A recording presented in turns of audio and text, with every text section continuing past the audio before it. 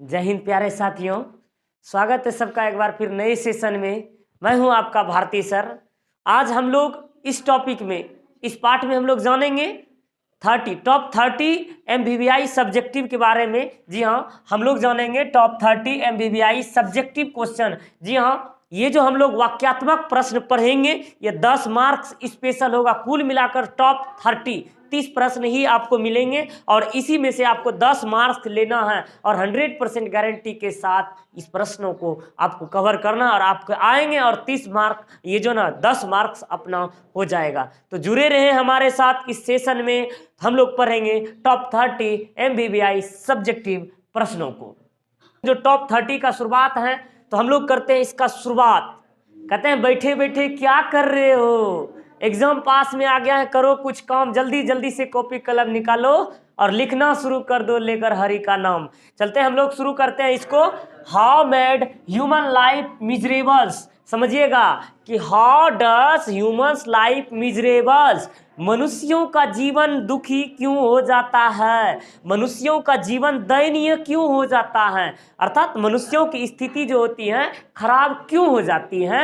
ये प्रश्न आपको यही कहना चाहता है, how does human life miserable, मनुष्यों का जीवन जो होता है दयनीय क्यों हो जाता है, अर्थात बदतर स्थिति में क्यों हो जाता है। तो इसका आंसर आप लोग लिखेंगे, suffering from disease and other problem makes humans life become miserable and unhappy. कहते हैं कि सफरिंग फ्रॉम डिजीज, बीमारी से ग्रसित होने के कारण, बीमारी से ग्रसित होने के कारण और साथ ही साथ अन्य सारी प्रॉब्लम्स के कारण, अन्य कारणों के, अन्य समस्याओं के कारण से मनुष्यों का जीवन जो होता है दयनीय हो जाता है और साथ ही साथ उसके जीवन में अनहैप्पी आ जाता है, उसके जीवन में अनहैप्पी हो जाता है। अनदर प्रॉब्लम्स में जैसे कि किसी से लव, किसी को हार्ट बीट बनाना और अन्य सारी प्रॉब्लम्स, ये सारी समस्याएं जो होती है ना, मतलब मनुष्यों का जीवन दयनीय हो जाता है। और अभी के डिजिटल युग में ह्यूमन लाइफ में यही होता है कि कोई किसी के प्रेम में पागल है तो कोई इधर से दुखी है, कोई उसको छोड़कर चला गया तो उधर दुखी है। तो ये सारी प्रॉब्लम्स जो है मनुष्यों को दुखी बना देता है। अभी का बात कर रहा हूँ, अभी जो आधुनिकतावादी में है, सारा समस्या, सारा संसार अभी मोह में फंसा हुआ है। ये हमारे ये हैं, वो हैं, मतलब जो भी हैं, मतलब कि स्वीट हार्ट वगैरह वगैरह जो कुछ भी है, इस तरह की समस्याओं में यहाँ संसार में जकड़े हुए हैं। अब तो मनुष्यों की स्थिति तो दयनीय होनी ही है। तो यही कहते हैं सफरिंग फ्रॉम डिजीज। अब चिंता करेंगे किसी की, तो चिंता करने से क्या होगा, उसके सोचने की शक्ति जो होगी लॉस होगी, उसके सोचने की क्षमताएं लॉस होगी और उसमें चिंतन शक्ति कम हो जाएगा, जिस कारण से समस्याएं उसको डिजीज जो होंगे अपने अंडर ले लेगी और वह क्या होंगे, चिंता के चक्र में वह चिता के चक्कर पर लौट जाएंगे, चिंता करते करते जो ना चिता पर लौट जाएंगे। तो वही कहते हैं suffering from disease and other problems make human life become miserable and unhappy. कहते हैं कि किसी भी समस्याओं से, किसी भी बीमारियों से ग्रसित होने और साथ ही साथ अन्य प्रॉब्लम्स यानी other problems make human life miserable, अर्थात अन्य समस्याएं जो होते हैं मनुष्यों के जीवन को दुखी कर देता है, अर्थात दयनीय बना देता है और वह अपने जीवन में अनहैप्पी हो जाता है। समझ में आई, याद हो गया। चलते हैं अगले प्रश्न में। व्हाट मेड सेवई हार्ट बीट फास्टर। कहते हैं कि ऐसी कौन सी घटना होती है जो कि सेवई का हार्ट बीट जो होता है, हार्ट बीट धक धक धक धक धक धक धक धक करने लगता है, यानी फास्ट हो जाए, धक धक धक धक धक धक धक करने लगता है हार्ट बीट। व्हाट मेड सेवईज हार्ट बीट फास्टर, यानी क्या मनु यानी हार्ट बीट जो होता है सेवई का हार्ट बीट फास्ट क्यों हो जाता है। When sevai was examining the guard, कहने का आशय है when sevai is examining the guard, तो यह कह रहा था when sevai was examining the guard, अर्थात जब सेवई जो था गार्ड, वो जो लौकी जो लिया हुआ था उसके बारे में एग्जामिनिंग जब करता, उसके बारे में पॉलिश वगैरह वगैरह उसके बारे में मतलब उस पर गहन तरीके से उसका जब अध्ययन कर रहा था, suddenly he cout site of one which was about 5 inches long, अर्थात अचानक उसने साइट ऑफ वन अर्थात एक साइड में देखा उन्होंने 5 इंच लंबाई के बारे में, 5 इंच जो उसका लंबाई था उसके बारे में जब उन्होंने गहनतम तरीके से, जैसे कि हमारा क्वेश्चंस में पढ़ा था स्पेशल लौकी जो था, स्पेशल जो था वो 5 इंच का था, कि स्पेशल लौकी का स्पेशल पार्ट्स वो जो था जिसके बारे में उसको अचंभित कर देता है और बहुत ही मतलब कि गहन तरीके से जब अध्ययन करता है वही चीजें, some things about it made सेवईज हार्ट बीट फास्टर, और इसी के साथ साथ और कुछ चीजें हैं जो कि सेवई के हार्ट बीट को फास्ट कर देता है, सेवई के हार्ट बीट को बहुत ही फास्ट कर देता है। कोई दिक्कत समझ में आई है? फिर कहते हैं who are the whispering neighbours, कहते हैं कि यहाँ विस्परिंग नाइबर्स कौन है, यहाँ जो है विस्परिंग नाइबर्स कौन है, अर्थात यहाँ देवदूत पड़ोसी जो विस्परिंग नाइबर्स आसपास भटकने वाले पड़ोसी कौन है। तो यहाँ कहने का आशय है, कहते हैं जब हम मर जाते हैं, जब हमारी जब मृत्यु नजदीक आ जाते हैं, यमराज का जब टोटो आ जाता है ना यहाँ, तो वही ले जाने के लिए तो यही होता है, विस्परिंग नाइबर ड्राइविंग करके आते हैं और हमको बिठा करके लेकर चल जाते हैं। तो यही होता है व्हाट यानी who are the whispering neighbours. Whispering neighbours कौन था? टोटो, बुलेट से जो आते हैं ना उसी पर लाद करके ये लेकर चले जाते हैं। तो कहते हैं agent and messenger of death, अर्थात मृत्यु का जो बुलेट आता है वो लेकर के देवदूत, वो जो बुलेट आता है तो उसी पर लेकर जाते हैं। एजेंट एंड मिसरिंग्स of death are the whispering neighbours and who come when a human body is dead. कहने का आशय है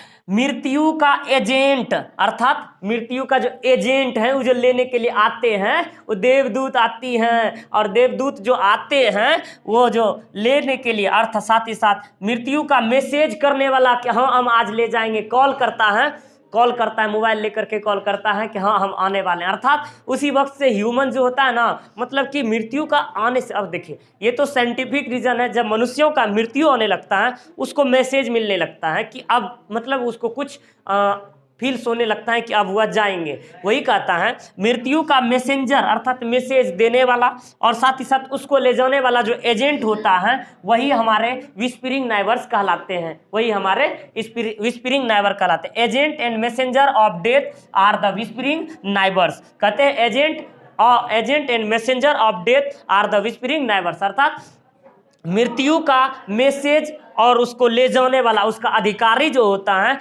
वही विस्परिंग नाइबर्स कहलाते हैं।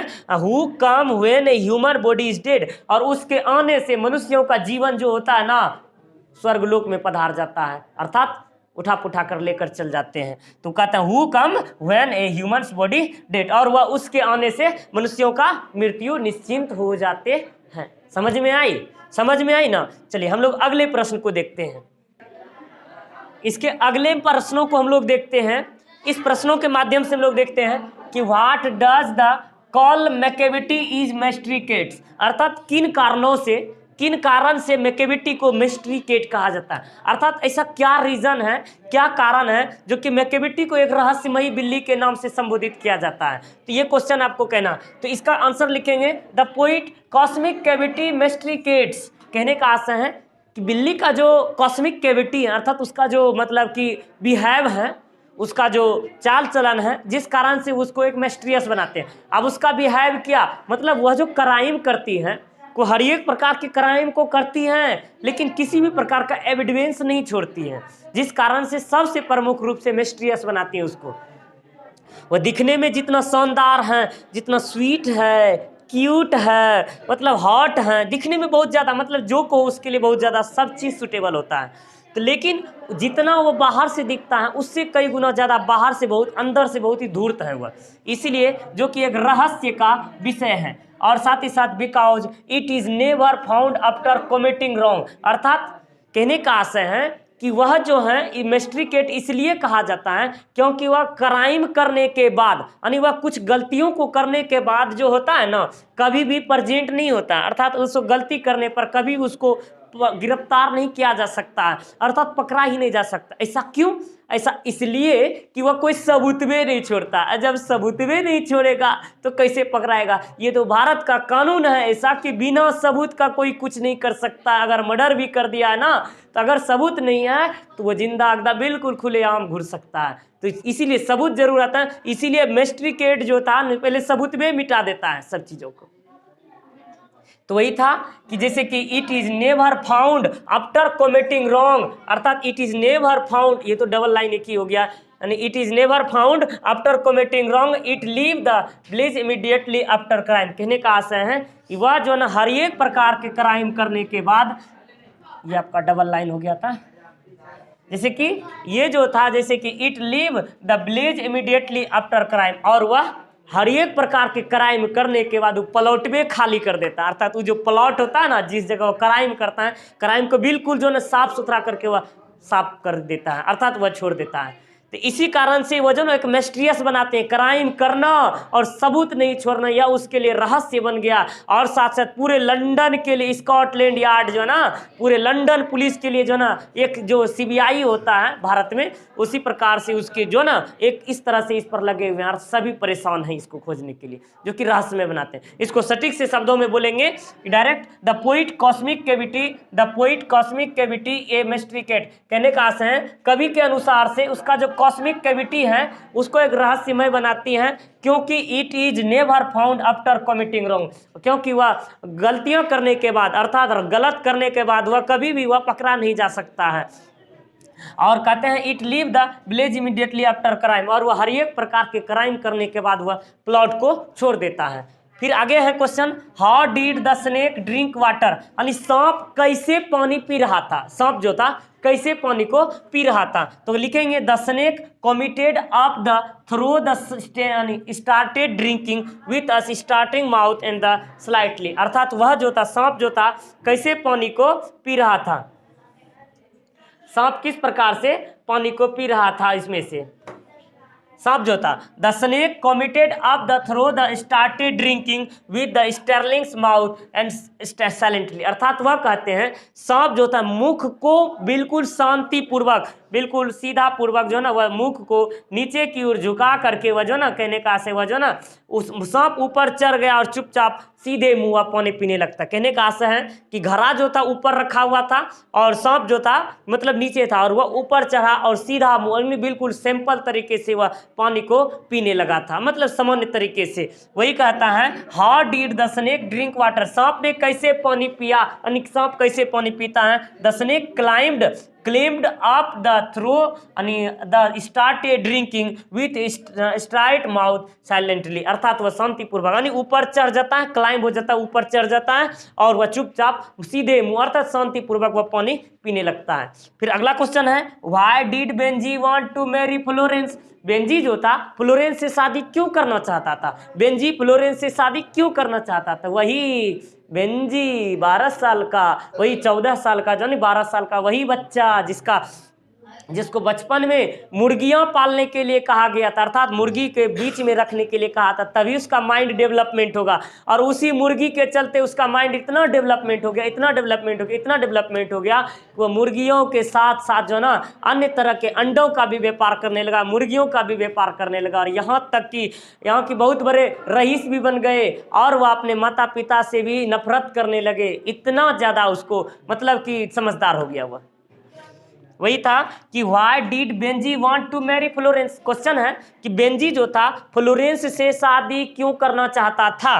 तो कहते हैं Benjie wanted to marry her because he hoped she would help him with the hands. कहने का आशय है बेंजी फ्लोरेंस से इसलिए शादी करना चाहता था, उसे आशा था, यानी उसे लगता था, उन्हें आशा है कि फ्लोरेंस जो थी ना उसको मुर्गियां पालने में वह मदद करेगी। अब फ्लोरेंस कौन थी, फ्लोरेंस जी थे उसी की मैस थी, मैस मतलब कहने का आशय उसी के मुर्गी पालन में, जो मुर्गी फार्म था उसी में काम करने वाली एक नौकरानी थी फ्लोरेंस, जो कि मुर्गियों का रख रखाव और देखभाल किया करती थी, और उसी से उनको जो है ना प्यार हो गया, प्रेम हो गया, बेचारा क्लीन बोल्ड हो गया उसी के चक्र में, और जो है ना डायरेक्ट उसी से ही शादी करने का प्रस्ताव, क्योंकि उसको एक सामान्य दिमाग था और उसे समझ में नहीं आया क्या होगा नहीं होगा। हालांकि ये फ्लोरेंस जो था उसके माता पिता को पसंद नहीं था, क्योंकि उसका फेस जो था कुछ मतलब अलग तरीके का था जो कि उसके माता पिता को पसंद, लेकिन